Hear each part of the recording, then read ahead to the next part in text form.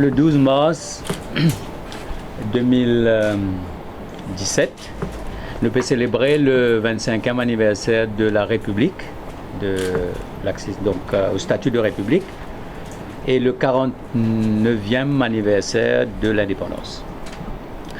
L'année prochaine, pour le 50e anniversaire de l'indépendance et le 26e anniversaire de l'accession au statut de République.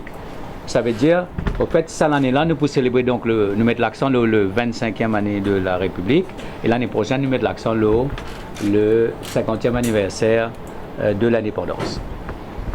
L'indépendance, la notion de liberté, c'est avant tout ce qu'on appelle nation building, c'est-à-dire l'appartenance à un pays, l'appartenance à une nation et le sentiment qui nous unit les peuples.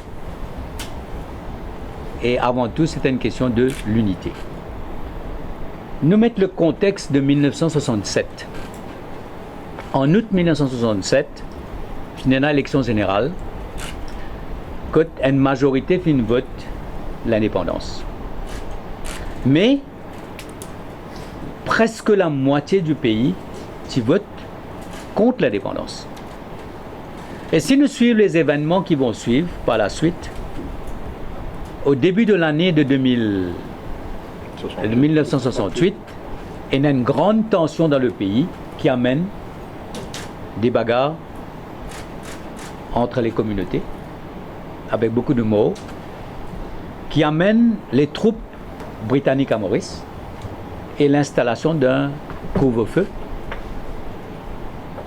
pendant quelques jours pour rétablir law and order et la stabilité. Et c'est dans ce contexte qu'il finit célébrer le 12 mars 1968 par la suite, c'est-à-dire un pays divisé, un pays meurtri, et contenant même une vague de départ, c'est une migration, dans le sens qui beaucoup de gens, tu peux poser la question, où est-ce que l'avenir, c'était bien dans le nouveau pays qui est né. Ça, c'est le contexte de 12 mars 1968. Ce qui fait que ceux qui ont célébré le 12 mars 1968, les sages mocadiens de l'époque, finalement, l'idée extraordinaire. Je ne connais qui la chose la plus importante, c'était à l'époque d'amener l'unité face à un destin commun.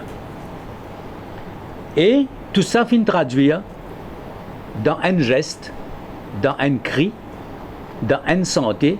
Nous appelons ça « Donne-toi la main, prends-moi la main dans la main, à nous bâtir nation mauricienne ».